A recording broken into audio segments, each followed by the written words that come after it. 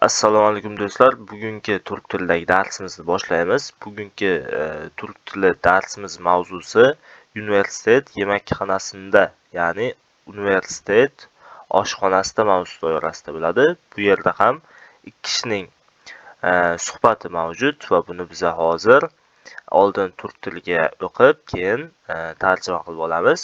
Xo'p, boshladik. Son sinovlar zo'rdi. Yani oxirgi imtihonlar qiyin edi. Evet, biroz zo'rdi. Ha, biroz qiyin edi.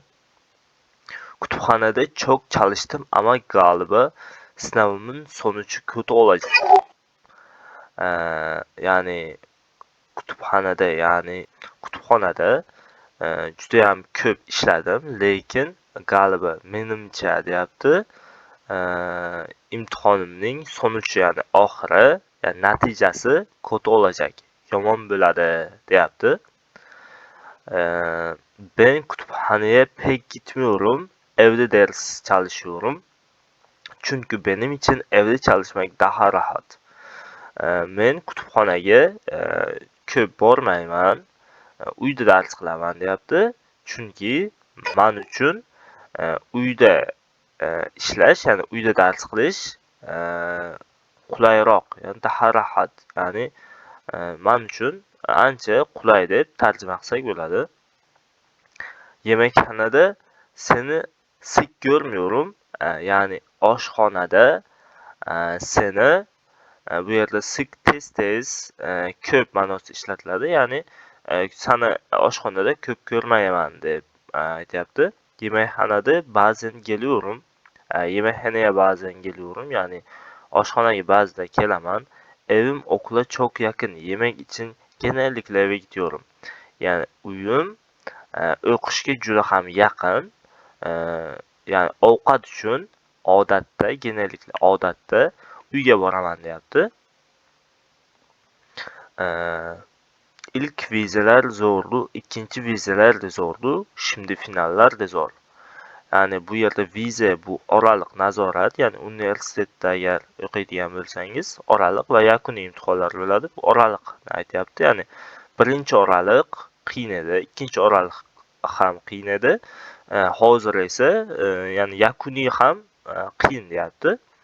Asli hep shikoyat etiyorsun. Asli deb bu bolaning ismini aytyapti. Ya'ni juda ham ko'p shikoyat etiyorsun. Bu shikoyat qilyapsan. Shu o'zbekchaga o'xshab ketadi. Ya'ni shikoyat qilyapsan deyapti. Bu sınavlardan bıktım. Bu imtihonlardan to'yib ketdim deyapti. Sen nasıl bizim bölümü kazandın? Sen qanday qilib bizani bu yerda bölümü kazandın? Ya'ni bizada o'qishga kirish bor-ku, shu ma'noda ishlatsak bo'ladi. Ya'ni qanday qilib bizani shu fakultetga kirib bilding yoki qanaqa qilib bu fakultetni yutib olding deb tarjima qilsak bo'ladi. Ya'ni osonroq tarjimasi shu qanaqa qilib bizani fakultetga kirding deb tarjima qilsak chiroyliroq bo'ladi. Liseda inglizcha o'rgandim. Yani lisede deyapti. İngliz tilini o'rgandim. Sonra İngilizce kursuna gittim. Keyin ingliz tili kursiga bordim. Önce mimar olmak istedim. Oldiniga quruvchi bo'lishni xohladim. Yani mimar, quruvchi, me'mor. Ama matematikim kötüydü. Lekin matematikam yaxshi emas edi yoki yomon edi. İlk sene sınavı kaybettim. Birinchi yili imtihonni yo'qotdim yoki o'sha imtihondan yiqildim deb tarjima qilsak bo'ladi. İkinci sene İngilizce sınava girdim. Yani ikinchi yili ingliz tili imtihoniga kirdim deyapti. İngilizce öğretmenliği bölümünü kazandım. Yani ingliz tili o'rgatish fakultetiga kirdim deb tarjima qilamiz. Sen nasıl kazandın? Sen qanaqa qilib o'qishga kirding deyapti. Benim babam Amerikalı, Türk ve Amerikan vatandaşlarım var. Meni dadam Amerikalik, Türk ve Amerikalı vatandaşlarım var. Bunun için yabancıların sınavına girdim. Shu uchun ham ya'ni chet elliklarni imtihonga kirdim. Bu sinov turklarning sinovlaridan daha qulay. Bu imtihon turklarning imtihonlaridan anchagina oson, ya'ni anchagina qulay. Çok şanslısın. Yani juda ham omadlisan deyapti. İngilizce senin için çok kolay. İngliz tili sen uchun juda ham oson va juda ham qulay deyapti.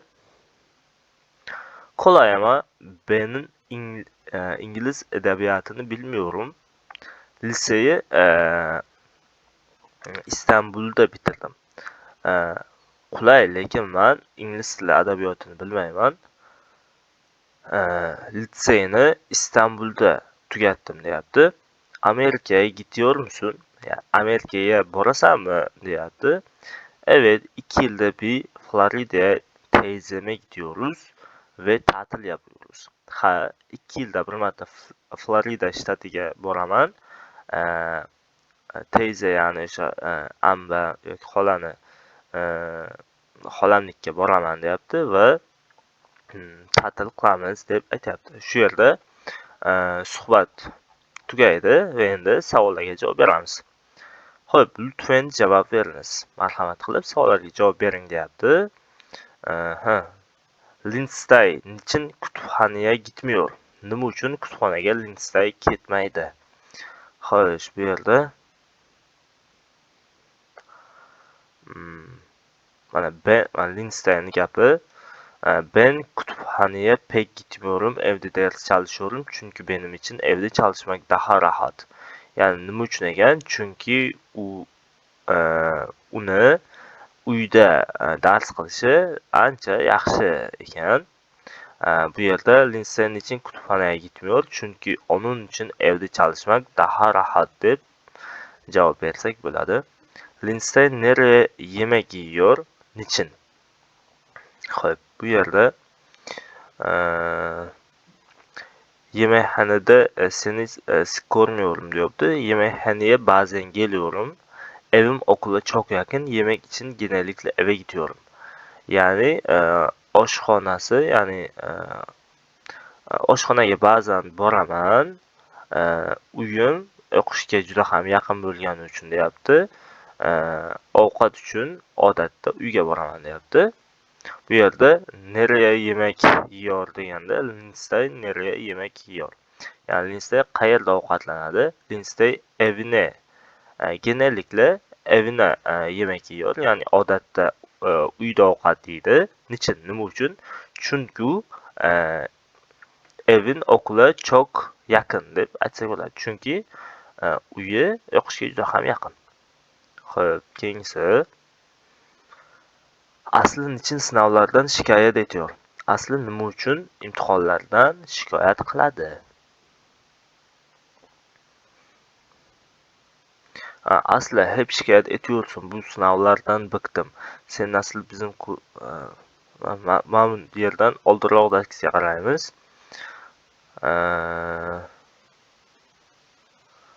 Xo'p. Nima uchun shikoyat etadi deganda, o'zim mana bu javob o'zim bu sinovlardan bıktım degan javob o'zi to'g'riroq bo'ladi, lekin to'liqroq yana javob bermoqchi bo'lsak, birinchi oraliq ham, ikkinchi oraliq ham, yakuni ham juda ham qiyin edi.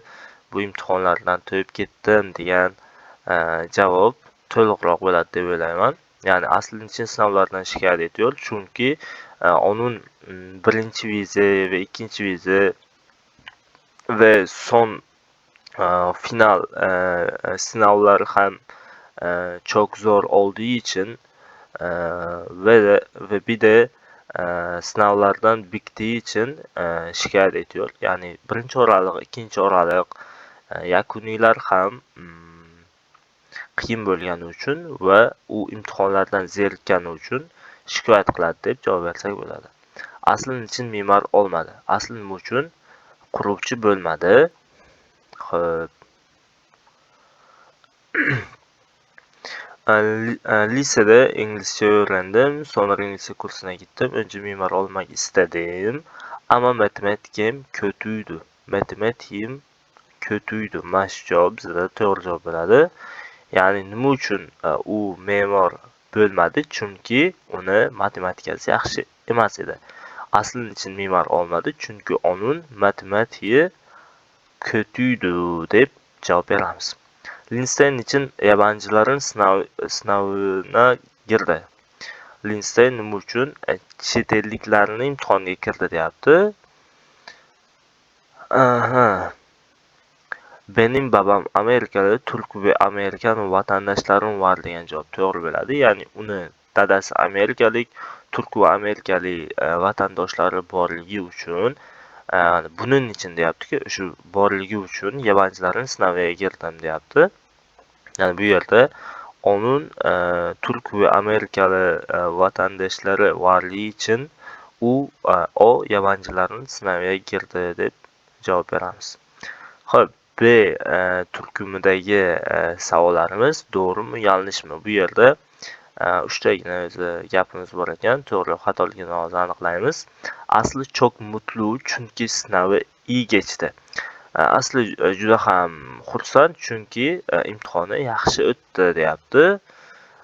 Bu yerda boya ham aytib o'tdik, imtihonlari yaxshi o'tgani yo'q, chunki ilk vizalar zo'rdi, ikkinchi vizalar da zo'rdi, şimdi finallar da zo'r. Asli hep shikoyat etiyorsa bu sinovlardan bıktım. Ya'ni imtihonlardan zerikkan, birinchi, ikkinchi o'rog'lari qiyin bo'lgan odam xursand bo'lishi mumkin emas. Ya'ni ham imtihonlar yaxshi o'tdi deyapti. Imtihonlar yaxshi o'tmadi, u xursand emas edi. Ya'ni bu to'g'ri bo'lmagani uchun yanglish, ya'ni xato degan javobimiz to'g'ri bo'ladi. Keyingisi, asli ikkinchi sinovda o'rgatmanlik bo'limini qozandi. Asli ikkinchi imtihonda o'qituvchilik fakultetiga kirdi deyapti. Xo'p, bu yerda ikkinchi sene inglizcha sinova girdim, inglizcha o'rgatmanlik bo'limini qozandim. To'g'ri, bu gapimiz, chunki u ikkinchi va birinchi yili u imtihondan yiqilgan, ikkinchi yil esa u imtihonga, ingliz tili imtihoniga kirgan va u ingliz tili o'qituvchilik fakultetiga o'qishga kirganligini aytyapti.